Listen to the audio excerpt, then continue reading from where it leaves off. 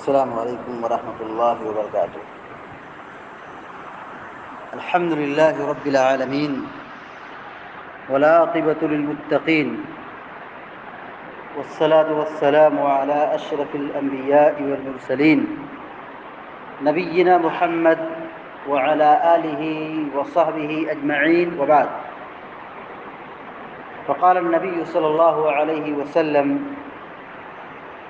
ثلاثة كلهم ضامن على الله إن عاش رزق وكفي وإن مات أدخله الله الجنة من دخل بيته فسلم فهو ضامن على الله ومن خرج إلى المسجد فهو ضامن على الله ومن خرج في سبيل الله فهو ضامن على الله۔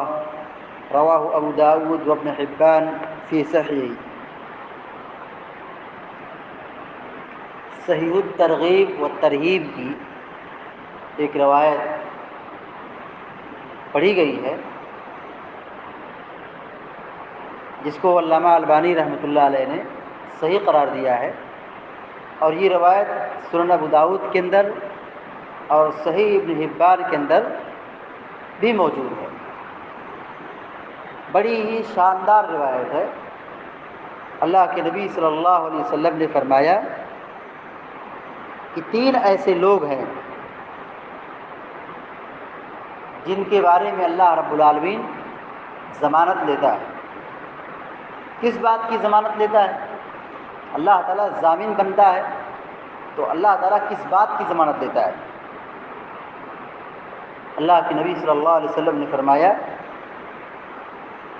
کہ اگر وہ انسان زندہ رہا تو اسے روزی ملے گی۔ اگر وہ انسان دنیا میں زندہ رہا، باحیات رہا، تو اسے اللہ رب العالمین کی جانب سے روزی ملے گی، اور اللہ تعالیٰ اس کے لیے کافی ہوگا۔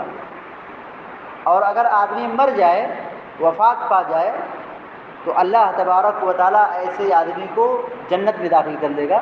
اللہ تعالیٰ اس کی ضمانت لیتا ہے۔ اچھا، وہ تین لوگ کون لوگ ہیں؟ نبی کریم صلی اللہ علیہ وسلم نے فرمایا: من دخل بیتہ فسلم فهو ضامن علی اللہ، کہ جو شخص اپنے گھر میں داخل ہوتے وقت سلام کرے تو اللہ تعالیٰ کی ضمانت میں رہتا ہے، اللہ تعالیٰ ضمانت لے لیتا ہے۔ ومن خرج الی المسجد فهو ضامن علی اللہ، اور جو آدمی مسجد میں آئے، یعنی نماز پڑھنے کے لیے جماعت کے ساتھ مسجد میں آئے، تو بھی اللہ رب العالمین کی ضمانت میں ہوتا ہے، اللہ تعالیٰ اس کا ضامن ہوتا ہے۔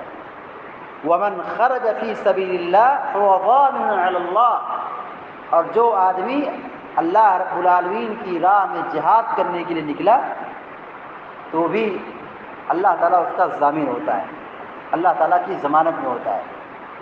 اس حدیث میں تین نیکیوں کی فضیلت بیان کی گئی ہے۔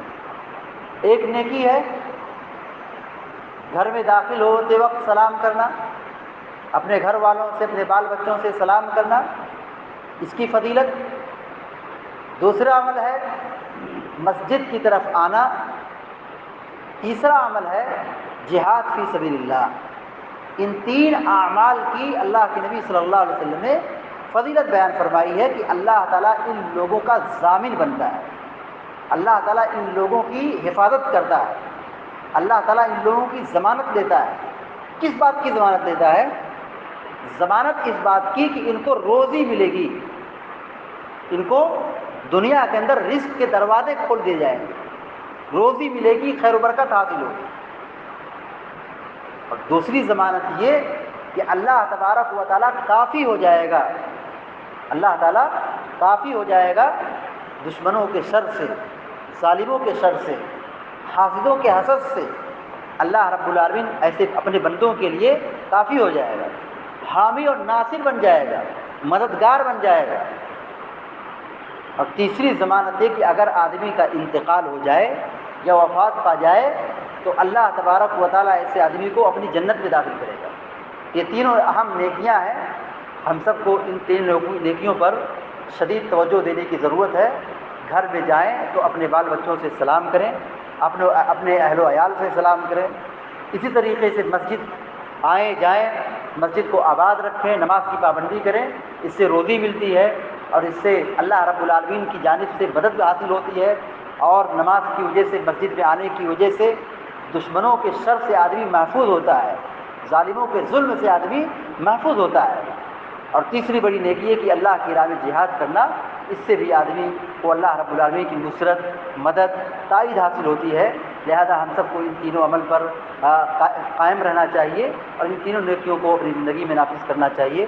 دعا ہے رب العالمین سے اللہ تبارک و تعالی ہم سب کو، آپ سب کو اس حدیث کی روشنی میں عمل کرنے کی توفیق عطا فرمائے. آمین یا رب العالمین. اقول قولی هذا واستغفر الله لي ولكم ولسائر المسلمين فاستغفروه انه هو الغفور الرحيم.